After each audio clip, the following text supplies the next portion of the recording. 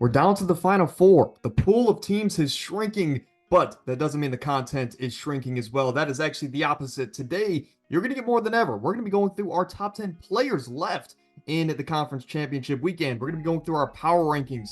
We're going to be going through hot takes and just much, much more. We're going to also be going through the matchups that we want to see the most in 2 weeks here for Super Bowl 58. Amir, you're joining us here on this Thursday morning. How you doing? I'm good, man. The season is coming to an end. It's emotional, but I'm trying to enjoy it and trying to enjoy this time. The Browns are not, in the playoffs, but it's football, so I can't complain. Absolutely. I mean, hopefully the best football is in front of us, is a good way to put it. A good way to wrap up the season. But last week, I was 4-0. My first perfect week on the season, of course. As it gets to the playoffs, it's easier to do that. But 4-0, Amir, you were 3-1 on the season. You see our records in the bottom left and bottom right of the screens. Both of us will not hit that 200 win mark, unfortunately, which is what I was shooting for. But regardless, we're both around the same percentiles. But then we get into the AFC Championship game this Sunday. The Baltimore Ravens at 14-4 hosting the reigning AFC and Super Bowl champion Kansas City Chiefs. I have a lot of fun facts here about Patrick Mahomes for you, Amir, before I turn it over to you. But Patrick Mahomes, after he took over for Alex Smith, 6 seasons as a starter, 6 seasons he has made it to the AFC title game. He's made it to the Super Bowl 3 times, won 2 of them, and the only one he lost was to the GOAT, Tom Brady. So you can't really shade him too much for that. But before the age of 30, Patrick Mahomes also now has the most touchdowns by a quarterback ever. He has 13, passing Tom Brady, who had 12, of course, before he turned the age of 30. And then probably the craziest fact I read over this past weekend, Amir, Patrick Mahomes, since becoming a starter, so in the last 6 seasons, in his postseason career, he has 38 passing touchdowns. The Baltimore Ravens, as a franchise, since Yep. they were since they were created, only have 37. So Patrick Mahomes by himself has more passing touchdowns than the entire franchise he's playing this weekend, passing wise. But your thoughts here about this game, Amir? Ravens come in as favorites. Who are you taking in this matchup? Or I guess break it down first. That's a good way to put it. So, with this matchup, Lamar's obviously, getting all the spotlight, the intention in this game. But for me, if I'm Casey, I'm worried about that Baltimore defense. That's been, what stuck out to me this entire season. I mean, that defense is the best we've seen in recent years. On all levels, like, they really have no weakness. And, going into this game, I'm looking at Kansas City and they have Mahomes, which is great. And, I ain't betting against them like I did last week because, he made me pay for it. But I'm looking at the matchups, and every weakness KC has, Baltimore counter against it. You know, Buffalo last week, they were obviously injured up front in the front seven, so Kansas City can run the ball. Baltimore's healthy, and you can't run the ball against them. Kansas City's tackles have been their weak point. They have the edge rushers. They do a good job of sending pressure at them. And, I think Baltimore can just dominate them in every way. But, I think it'll be a close game because they have Mahomes, but I'm taking Baltimore. Yeah, I mean, this is a matchup where it's like Baltimore, of course, even though they're our division rival, you always want to see a quarterback like Lamar Jackson, a guy that's that talented. If you take the fandom out of it, which we're Browns fans, you want to see a guy like that get his ring. I mean, he's already an MVP on his way to his second. Such a talented player. I mean, he might be already the greatest mobile quarterback we've ever seen, statistically wise, and of course on the field. He's just a human highlight reel, and he's a fun player to watch. Again, if you take the fandom out of it, so you kind of want to see a guy like that get his first ring, and he has to beat Patrick Mahomes to get there to do so. But on the flip side, like you mentioned, this team has Patrick Mahomes, and I don't know if you saw that video after they beat the Bills. There was no cheering, there was no clapping, there was no bottle popping in the locker room after the win. It was just straight business mode. It was very Patriot like. And all of them are in the locker room. They had the mindset of, hey, there's still more work to do. We haven't done Yep. anything yet.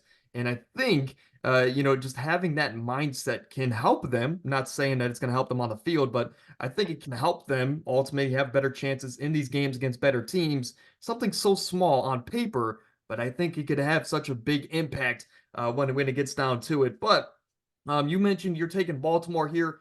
I will differ from you. You bet against Patrick Mahomes last week. I told you the one thing that I've learned in his 6 years as a starter, you do not bet against Patrick Mahomes, of course, unless the GOAT is on the other side of the field. I am not going to do that. I'm going to roll with the Chiefs here. They're the upset here. They're on the road. This is Patrick Mahomes, his second career road game in the playoffs. We know Lamar, and Lamar had his best playoff game as a pro last week. Is a good way to put it. As again, he's had a history of coming up short, and I just think that this is a Chiefs defense that's only allowed 28 points more than once this season, or something crazy Yeah. like that. They were talking about it last week during the game against Buffalo, that Buffalo was the first team to pass like 350 yards on them all year in a single game. I just think that this Chiefs team has enough to get by and to keep them in the game. And again, we haven't seen a Travis Kelce game in a long time. Not that Patrick Queen and Roquan Smith aren't very talented enough to keep it that way, but I do think that this would be a game where Andy Reid, Patrick Mahomes can show their excellence, get their playmakers the ball, and Travis Kelce can maybe turn back the clock a little bit. So I will go with the Chiefs here on the road to continue their excellence, even though, maybe, taking a fandom aside, this might not be what we actually want as fans. But any last thoughts here about this game, Amir? Two great teams, and there's no clear-cut favorite in this one. Yeah, it's tough, because Kansas City has Mahomes, and that's the difference maker. I don't care about what Kansas City has. Part of this game, what they have Mahomes, but for Baltimore, what I've learned is that they're the best team of football until I'm shown otherwise. I mean, they absolutely steamroll teams all season long. I think up to this point, they're undoubtedly the favorites to win it all. And this game is going to be a great game. I think the biggest weakness for Baltimore is that all these guys haven't been there before. Everybody on KC has been there before, which will be the difference maker. Yeah, absolutely. And then we go over to the NFC side of things. The 14-4 San Francisco 49ers got a win last week against the, of course, Jordan Love Packers, a game that could have easily went the other way. And we'd be talking about an NFC North matchup here. But then they're hosting the 14-5 Detroit Lions, a team that has beat the Rams and a team that is last week, of course, the Tampa Bay Buccaneers, right? But regardless, this matchup is going to be interesting because we know it's a cliche saying, but three things are guaranteed in this world, in the profession, in the NFL world, as of the last 5 or so years: death, taxes, and Deebo Samuel is going to get hurt when you need him the most.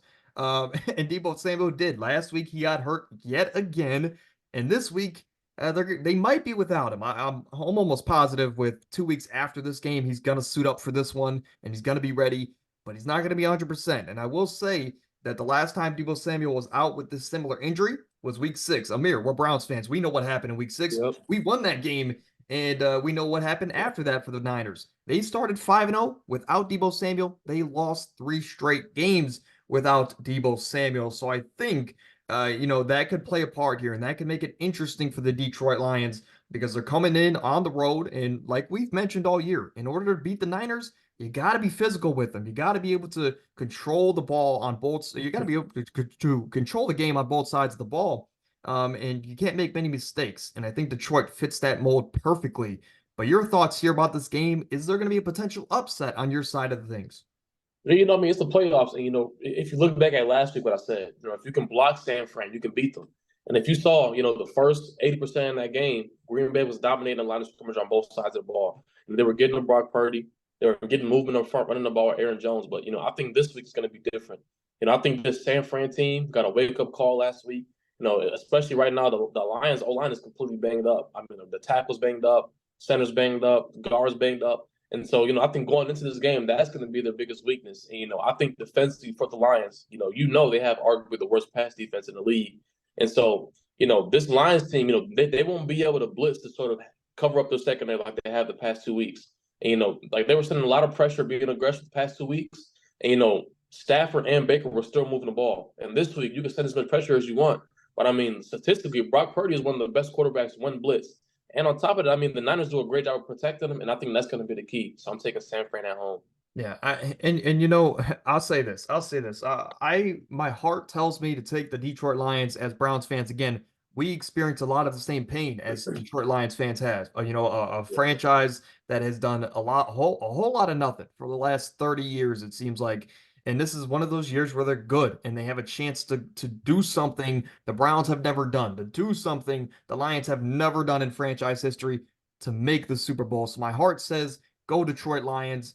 But since I already have one upset this weekend with the Kansas City Chiefs, I will roll with the home team here in the San Francisco 49ers. I think it really just comes down to, can the Lions minimize? Because you can't stop CMC. The only person that can stop him is his health. But if you can minimize Christian McCaffrey, it can get very interesting because I think I think you would rather have Brock Purdy beat you with his arm than for this team to get going on the ground behind talented players like Debo and of course Christian McCaffrey. So if you can minimize McCaffrey, let's say you hold him under 100 yards instead of him going for 115 and 3 touchdowns. If you can hold him like under 100 yards, I think that is your best shot because if you can force Brock Purdy to beat you, all due respect to Brock Purdy, good quarterback, top 15 quarterback in the league, but I'm going to take my chances I like my chances better with him beating me with his arm, is a good way to put it.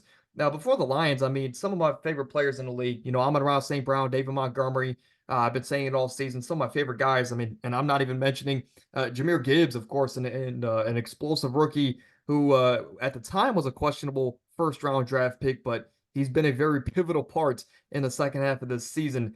But any last thoughts here about this game? Do you think the Lions can maybe pull off an upset in this one, or are you kind of set in stone that the Niners are going to make their way to the Super Bowl? Yeah, I mean, the Lions could easily pull this off. And, I mentioned this before. The biggest threat to the Niners in the NFC is themselves. And we've seen it. Even when Debo was hurt, I mean, the Niners were making a lot of mistakes on both sides of the ball. They were struggling. And, even last week, they almost lost because of it. I mean, Green Bay came out hot and gave it to them physically. And, I think, that was kind of the wake-up call for them. I think they got punched them off early and kind of got humbled a little bit and realized, all right, we just pretty much took 2 weeks off as starters. And so now we're going in our back-to-back week against, a physical team. And so, I know for them, they're probably going in with a different mindset than they did last week. But, Detroit's biggest key to winning this game, in my opinion, is, just finding ways to make Brock Purdy uncomfortable. Just like you just said, slowing down McCaffrey. Because the last thing you want, like if the run game gets going early, it's game over. So It's over. It's game over. Yeah. So just to clarify, your Super Bowl matchup is going to be the Ravens and the 49ers. My Super Bowl matchup is going to be the Chiefs and the 49ers, a rematch of 2020. But then we get into the thumbnail of today's video. Again, something different and something that we did last year, Bakari and I, going into Super Bowl, the Super Bowl weekend. And I want to do this again next week, Amir, again, of course, depending on the reception of it. Regardless, though, we want to go through the top 10 players remaining in conference title weekend. And we're going to start here. We're going to go through our own list. And then Amir, I didn't tell you this, but I put together a consensus list between the two of us that we're going to look at the end of it. But number one player, we talked about it earlier with all those crazy stats. We know that we talked about it 2 weeks ago that if this dude was able to pull this playoff run off, we got to start talking about him as if he's already, eligible to take over Tom Brady for the GOAT commission or the GOAT status. Regardless, the Patrick Mahomes, number one player from both of us. Any extra thoughts here about how great Patrick Mahomes is? It's no thoughts, but man, if he was to pull this run off, man, I like Mahomes. I'm different from a lot of NFL fans. I don't hate or kind of discredit players because they're winning. And just seeing Mahomes these past years as a starter, if he was to win this, this championship this year, I'm jumping the gun and I'm calling him a GOAT. I'm sorry. I want to go that far because 7 is a long way from 3. Yeah. But he definitely makes a great case as Kermit. Of course, if we get his next 3. But then we go over to 2 and 3, and we have the same 2 players, but they're flip-flops. So, of course, instead of wasting your time and talking about the same thing twice, we're just going to have them all here. So Christian McCaffrey, Lamar Jackson, of course, Lamar Jackson on the way to his second MVP. It's almost pretty cut and dry at this point that he's going to win it.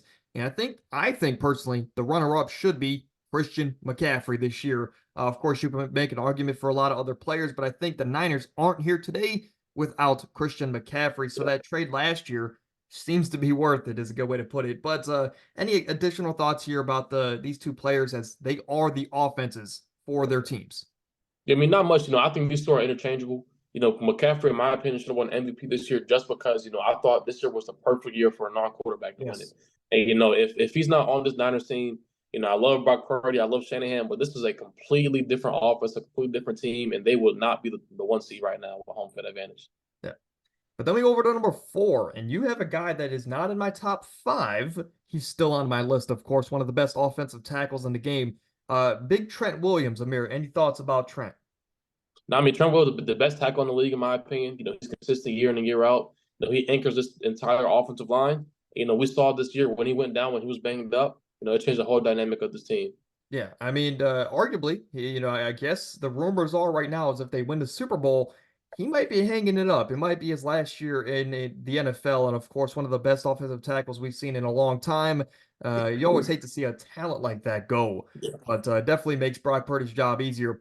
But then we talk about your five and my four. Fred Warner, to me, the best pound for pound linebacker in the game today. He just reminds me of a linebacker that we would see when we grew up, with the Ray Lewises, with the Brian Urlachers, the Luke Kuechly's, a guy that's just so smart. And it's almost like he knows the play before the offense runs it. And Fred Warner, to me, he can do it all, whether if it's, inside the box or if he's covering down the field. That's why he's my number four player. My personal, I think he's the best linebacker in the game today. But your thoughts here about Fred Warner and why he's a top five player for you on your list? I think for him and Roquan, it's 1A, 1B, but I'm taking Fred Warner. When you compare Fred Warner, the Ray Lewis, the Brian Urlachers, like you just mentioned, all those guys are great. Those guys are better in the run fit, but Fred Warner is by far better in the pass game. Yes. And that's been the difference maker for the past years. I mean, this dude can cover in the slot, cover tight ends, sing back, has great ball skills, great play rec, and all that stuff. On top of him having great speed to travel sideline to sideline. So I think that's the difference maker for him. Well, my number four to you is 1A, but my number five is your 1B. Roquan Smith, to me, again, he is, I think if you had to have a Ray Lewis of today's game, it is Roquan Smith, just with his physicality and his mentality going in every game and how just overall, just how hard the man hits because he's definitely an old school linebacker. But to me, he just anchors this Baltimore defense. It's another trade that was made recently, and it's paid dividends. And he's a huge reason why this team has made it this far. I think if they don't have Roquan, might be a hot take. I don't think they're at this point because he just anchors this defense. And this is a guy that is always there, never gets hurt. And he was really just underutilized there in Chicago. But any additional thoughts here? Actually, we'll hold on to that because you have Roquan coming up at your number 6 spots, as these are two players that we've already talked about. But any additional thoughts here about Roquan from you? Yeah, I mean, Roquan is the second best linebacker in the league, in my opinion. And just like you just mentioned, I mean, if he's not on that defense, leading them, guiding that team, being that voice, that vocal leader, and kind of filling that void, then that defense looks a lot different. Yeah. I don't know what Chicago was doing by letting this man go to Baltimore, but now us Browns fans are completely just getting terrorized because of it. That's just a great way to put it. And then at 7 and 8, we have the same two players, two 49ers. Nick Bosa for me at 7 and George Kittle at 8. You have them flip-flopped. Regardless, we have them here in the same two spots. George Kittle, of course, a two-way tight end. Maybe you have the argument he's the best tight end in the game today. I guess these rankings would imply that we both think that, having him over a guy like Travis Kelce. But on the defensive end, Nick Bosa, a lot of people can have him higher. To me, I just think I've always had the argument that Fred Warner is more impactful and better, overall better player for the 49ers and just overall than Nick Bosa. But of course, you can also make the argument otherwise. But Amir, your thoughts here about these two?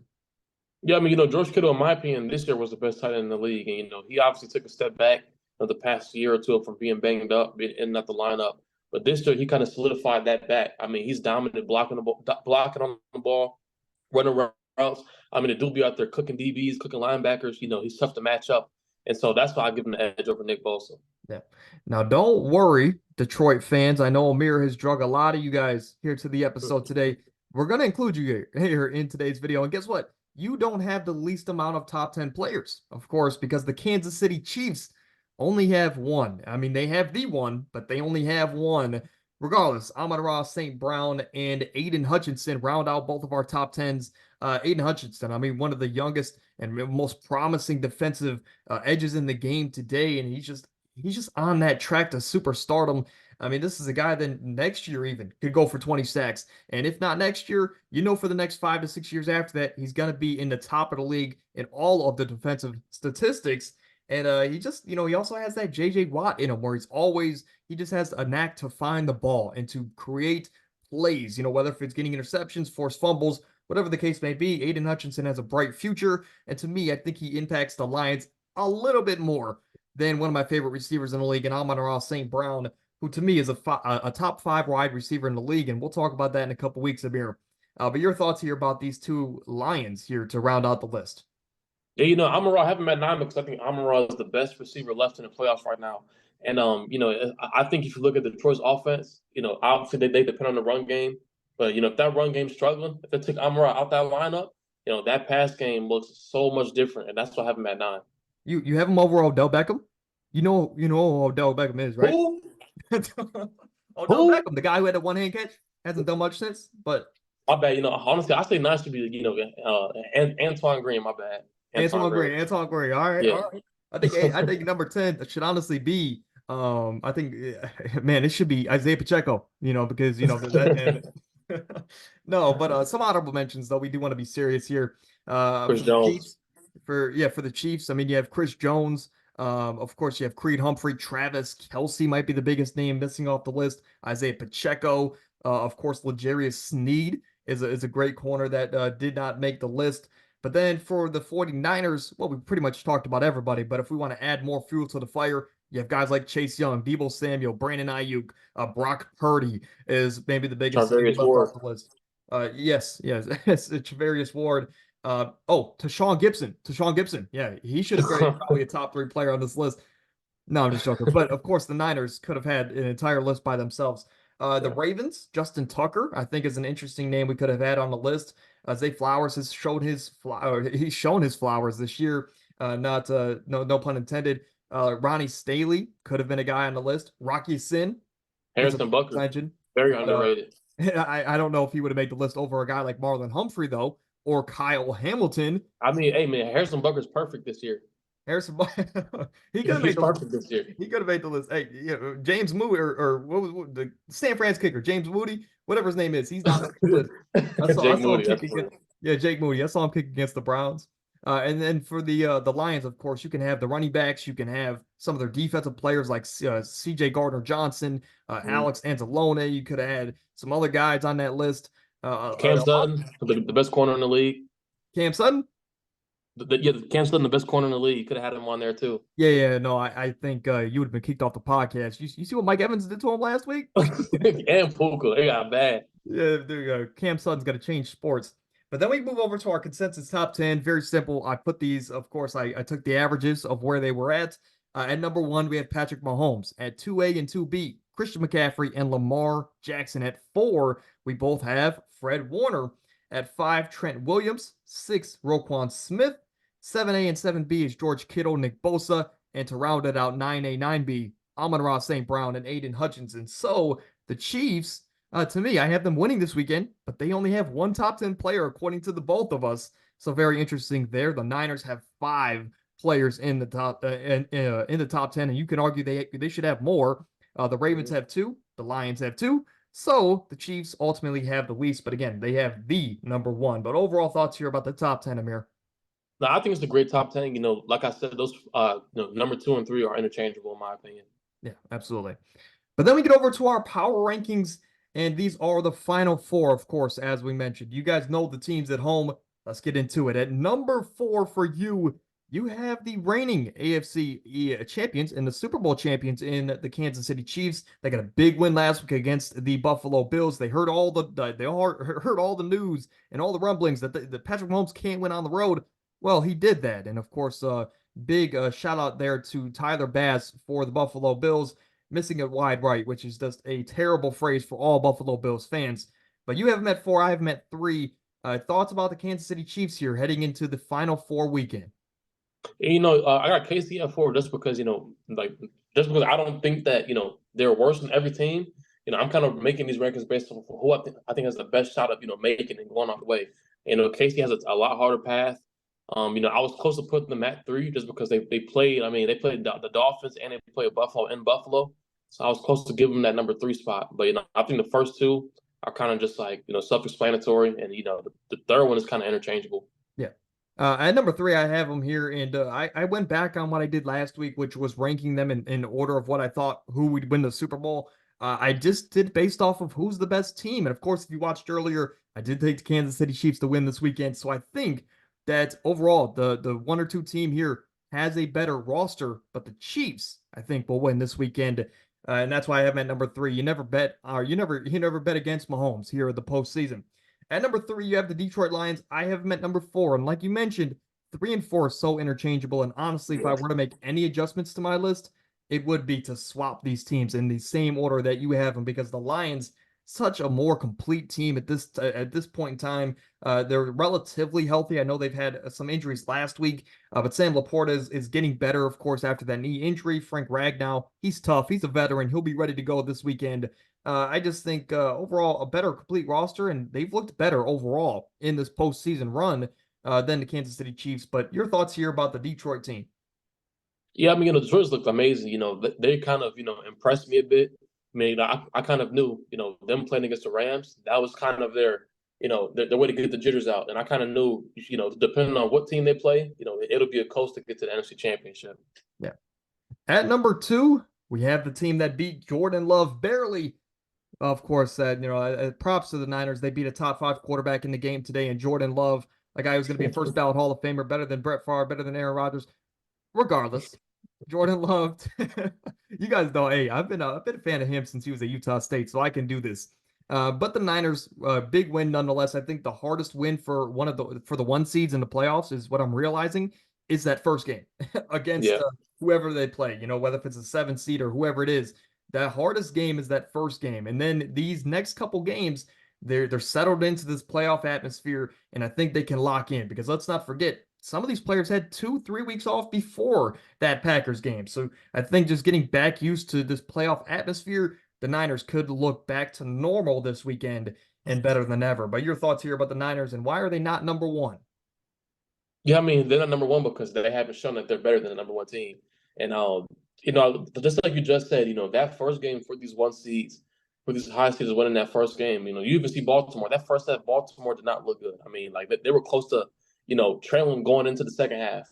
Second half, they turned it up. But, like, you even saw, like, that first half, they were getting the rust out. I think the Niners team was getting the rust out against the Packers, because that Packers team looked legit, man. Like, I think the Packers would have gave just as much trouble, if not beat the Lions, if they would have matched up. Surprisingly, I would take the Packers in a matchup over the Lions, just because of that confidence boost. You beat the 1 seed and the 2 seed on the route to try and beat the 3 seed, which is also a division foe. But at number 1, we have the Baltimore Ravens. Of course, we didn't want to get cute here. We didn't want to, go too crazy. The Baltimore Ravens have been the best team in football since they beat the 49ers. You can argue even before that.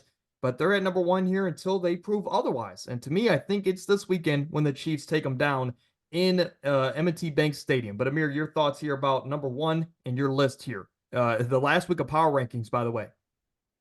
Man, it's the last week, but San Fran, shout out Brock Purdy. He beat Jordan Love. Brock Purdy's officially the greatest quarterback in Niners history.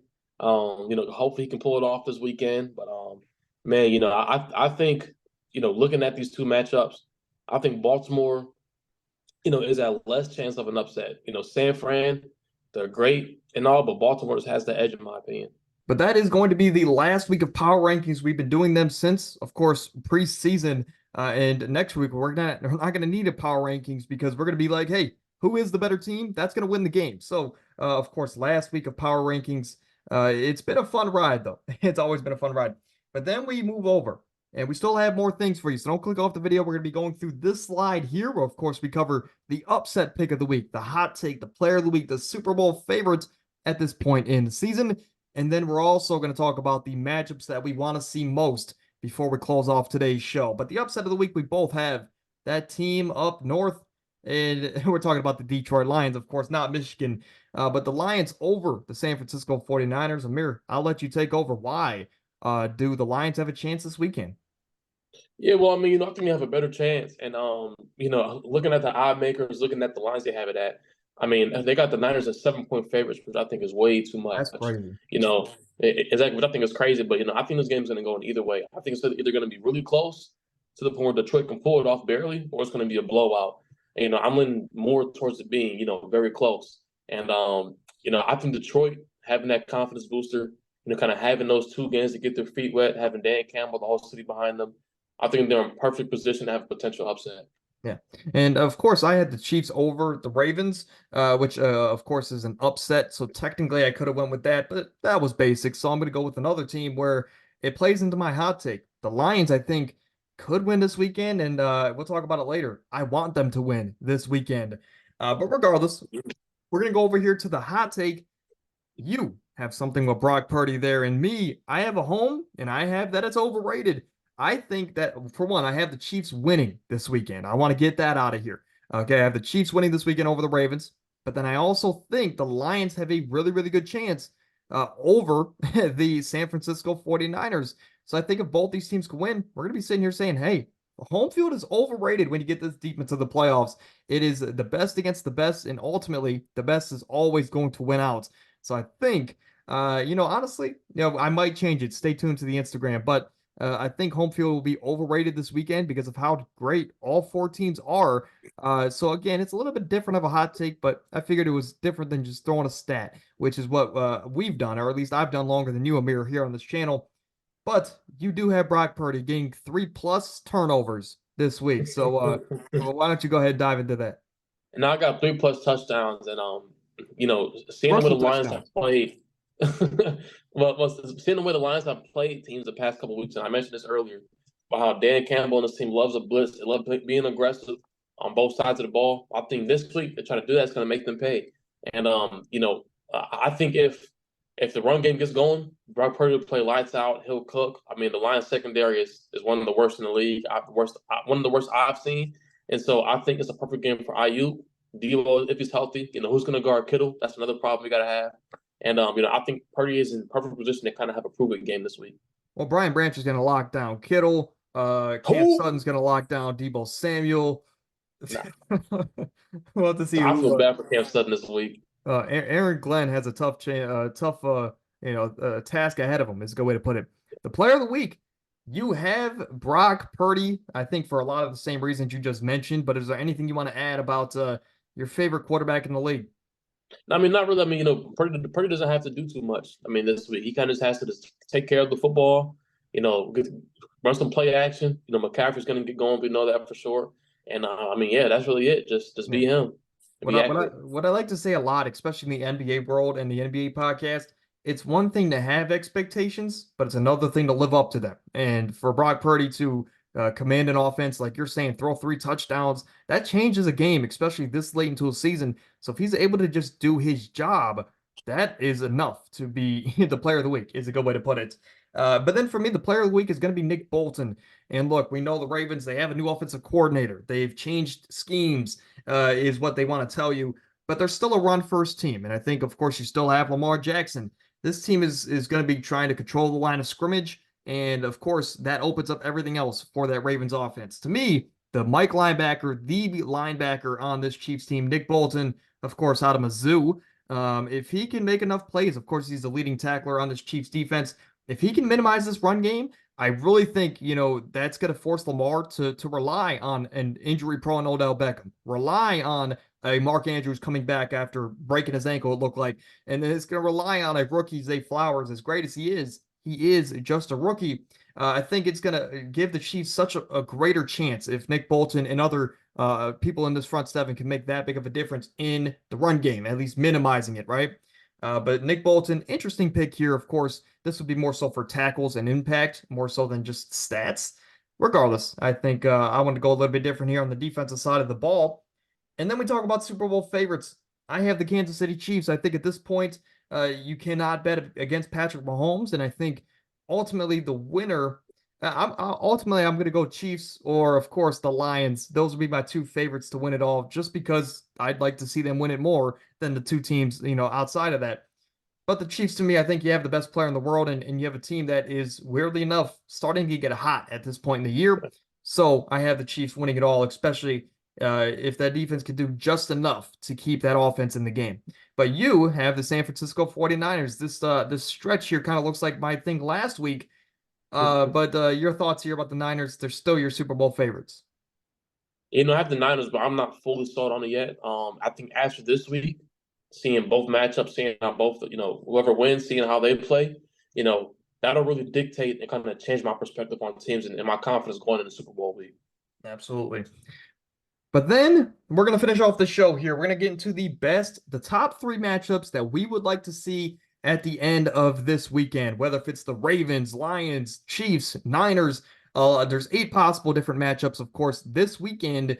And what would we want to see the most? We're going to get into that here. At my number 1 and your number 3 spot, I want to see the most. The Kansas City Chiefs, with the best player in football, taking down a team, or not taking down, but playing a team that's on the road to their first Super Bowl win ever, the Detroit Lions. And I think just be an interesting matchup with that young defense versus Patrick Mahomes, and of course, Jared Goff in his second career Super Bowl. So some might look at him as an average quarterback. However, this is his second Super Bowl. He's been there before. He knows what it takes, and he has the offense to get it done. Ultimately, is what it comes down to. So I think it's a very fun matchup where we have Mahomes in another situation where he has to be Superman to get his team over the top. So I think it's going to set up a firework kind of a matchup there. But you have it at number 3. Any additional comments about this matchup that we could possibly get?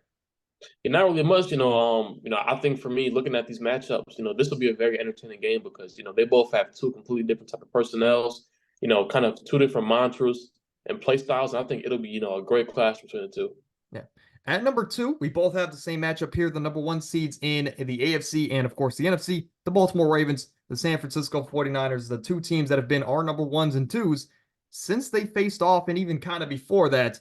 But 2 teams that just seem to be the 2 most complete teams left. Of course, you can argue with the Detroit Lions, but ultimately, I'll say this, the 2 most dominant teams left here. That's a fair way to put it. But your thoughts here on this matchup as both teams are trying to put it together and get over that hump finally? And I mean, these two teams, I love physical football matchups. I love seeing two teams that are going to run the ball, try to dominate up front, also have the firepower to kind of make explosive plays and make, a lot of great plays. And, I would love to see these two teams match up and do a rematch.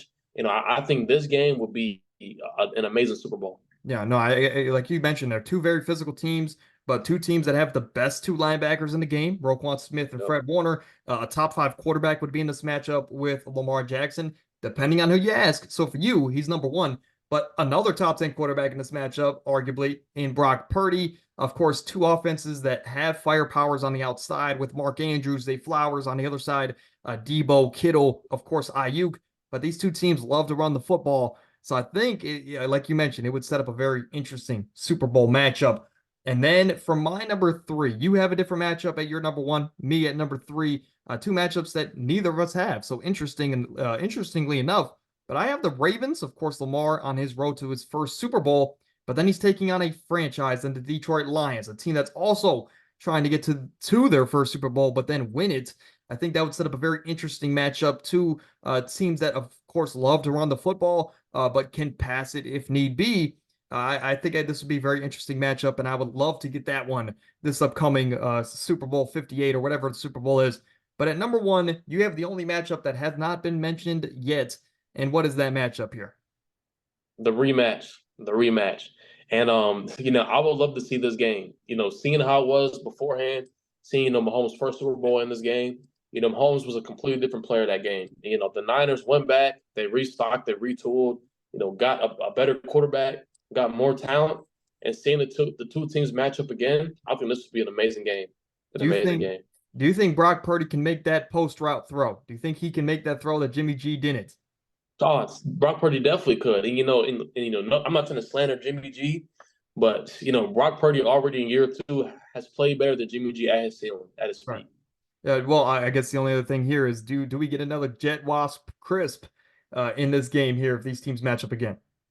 Possibly, but the one thing I will say, this Niners pass defense isn't as great as it was at the time. Right. At that time that they were by far number 1 in the league, and I think this game would them kind of require more offensive firepower and kind of score against the counter against KC. Yeah, absolutely. Weirdly enough, I'm sitting over here looking at it. Every single team is on this list at least 3 times. So, equal and like it should be. But those are the matchups that we want to see this weekend. But without further ado, Amir, that's going to do it here for today's episode. Another great Thursday morning in the books. Any last thoughts before we get out of here? I mean, we're on the road to 12,000 subscribers. Of course, thank you at home for all the support. Keep sharing the podcast, of course, on the road to bigger and better things. Maybe we have some stuff, on the horizon, Amir, depending on when a certain person can get back to me, right? But your thoughts here before we get out of here. This was great, man. The season's coming to a close. It's sad, but Man, it's going to be a great week this week. Expect the unexpected. We've all been kind of just thrown off guard this whole entire playoff, run, and anything can happen. We could end up having, a Lions versus whoever Super Bowl. You just never know. Right. Upsets could happen. So I'm kind of excited to see this week. Yeah, absolutely. But again, this upcoming Tuesday, Amir, you might be back, of course, depending on what we do with the NBA All-Star game coming up next Thursday. Well, we got to figure that out. We don't know exactly what we're doing yet. We might just end up previewing the Pro Bowl weekend and doing some other fun stuff for you guys. So next week, don't miss it. Next week, we might even, give some sneak peeks into our Super Bowl predictions 2 weeks from now. But that's going to do it. We'll see you guys next week. Stay happy, stay healthy. Get out of here.